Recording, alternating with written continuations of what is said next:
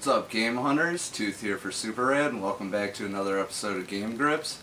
I know you might not think it's me because I lost the signature beard, but believe me, it's definitely me. It's getting into the high 80s here in Cleveland already, so I had to ditch it, but it'll be back. I know you guys totally care about that, so. Alright, on today's episode we got a bunch of cool NES stuff, a couple of PlayStation 1 stuff, and one awesome Nintendo grip. So let's get right into it. First thing I got for 10 bucks, these are kind of hard to find. They are the collector's editions of Tomb Raider 2, Tomb Raider 3, and Spyro. These are kind of hard to find because they came out really late in the PlayStation 1's lifespan. Came out in 2002, and by that time the PS2 was already out, so not many people, really cared about them.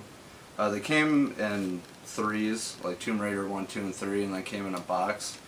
So I only got the individual ones, but I got Tomb Raider 2, and the things are just, the jewel cases on all of them are just destroyed, so I'm just going to find some old CDs.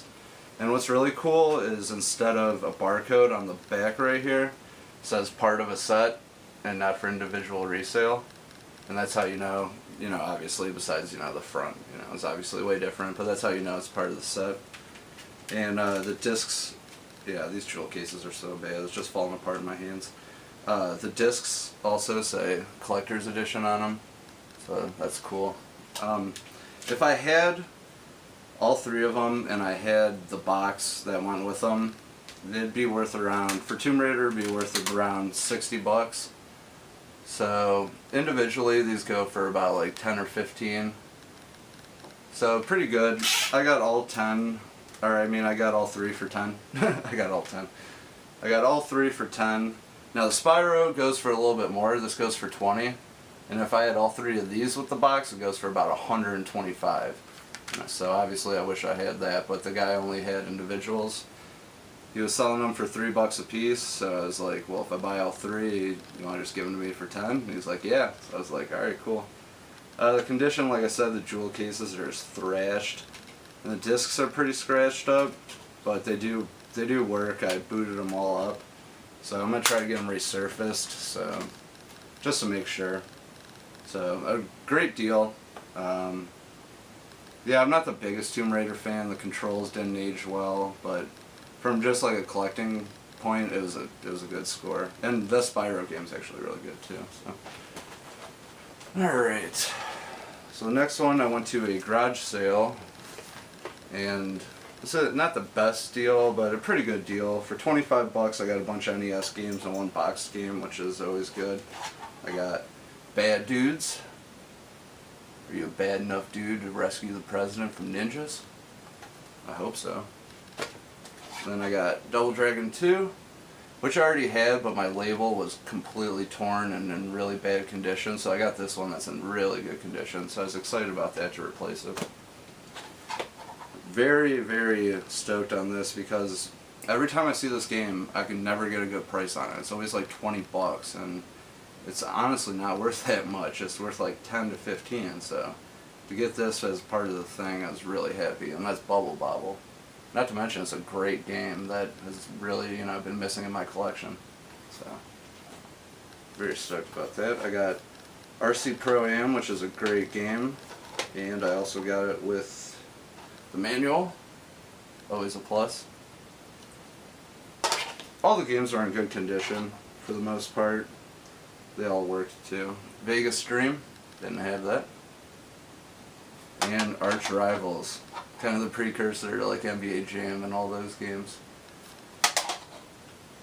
And the last one I got, he was like, make an offer on it, because I was like, how much is the box game, And he goes, just make an offer on it. So tossed him said $5, and he said okay. So I got Baseball, which isn't the best game, and in the back it has a little like a little tag, where someone displayed it or whatever, hole. That really sucks. But it is complete in box, and it's in really good condition too. And it's a black box game, and I've been trying, whoops. Oh well.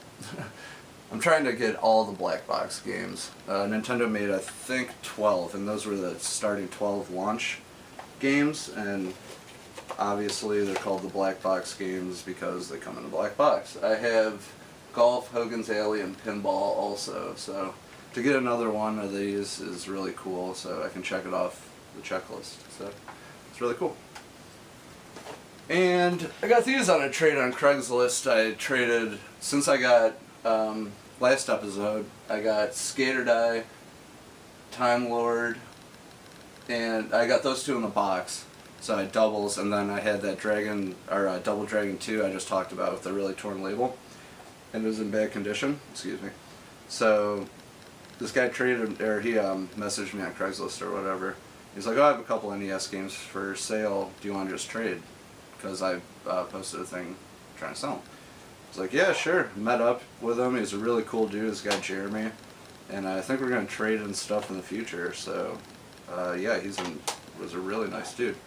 So for those three, he traded me Willow, which I've never played, but it's a Capcom game, so I'm assuming it's awesome. And I have played this game, and it's not the best, but, you know, it's Capcom, and I love Capcom games, and that's Tailspin. And the labels on both are just absolutely mint. So, thanks a lot, man, for hooking it up. Yeah, the labels are just beautiful on them, so that was really cool. He hooked it up. Okay, now for the big finale. This, I was kind of down on my luck, not down on my luck, but you know, I forgot to say, I paid 25 bucks for that NES lot. Wasn't the best deal. I kind of got off, you know, even. A lot of those were commons, you know. So I kind of broke even, maybe made, you know, like a $5 thing, $5 profit.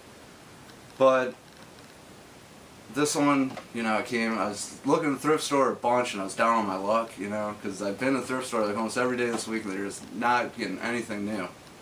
And I looked in a case I don't usually look in, and I see this for $10, and I almost wept with joy. It was beautiful.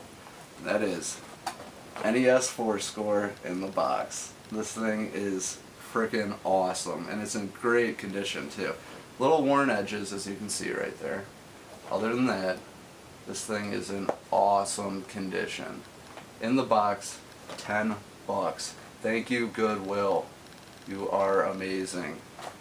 So, like I said, it's complete in box. Bust this thing out. And if you don't know about this, this is for 4 players on the NES. Yes, the NES had 4-player games. I've talked about a couple ones in the past, like World Cup, awesome game, and Super Spike Volleyball, and what else is 4-player? Nightmare on Elm Street is also 4-player.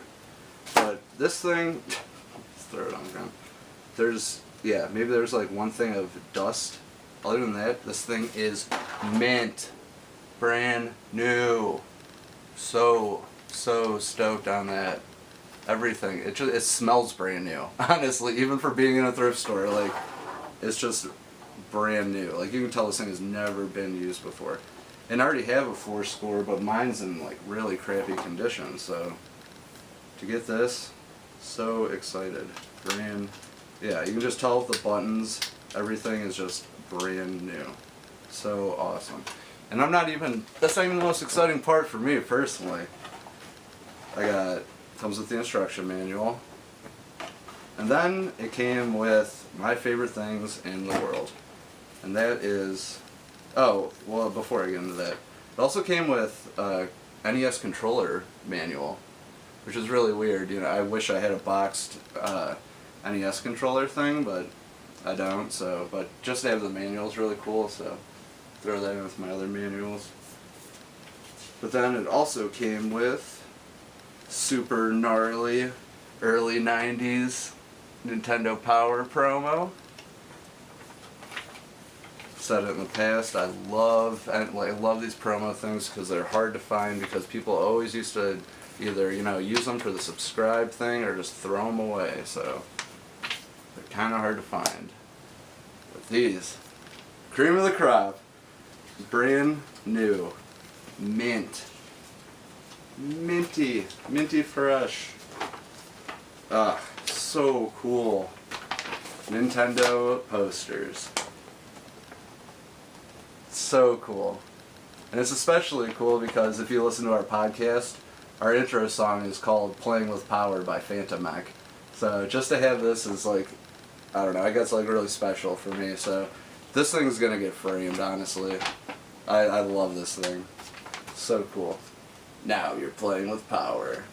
I just remember that voiceover from when I was little when they do the commercials and like they have the Nintendo logo like break through the blocks or whatever. And that guy would just like get you so pumped, like now you're playing with power. So stoked on that. And this one again is brand new, mint. Like the creases are just amazing. And this one's an ad for the Fourscore, and also the NES Satellite, which was the other 4-player adapter that you could use. So to get these things, hopefully it's focusing. To get these things brand new, along with the NES Fourscore in the box, $10, made it all worthwhile. So it was a pretty good week of game hunting. Just got to replace those jewel cases and get those discs resurfaced. But other than that, I'm super excited. So, and it didn't take me another month to get this episode out. So you got to be excited about that, guys. So those are all my hauls for this week. Hopefully you guys had awesome luck too.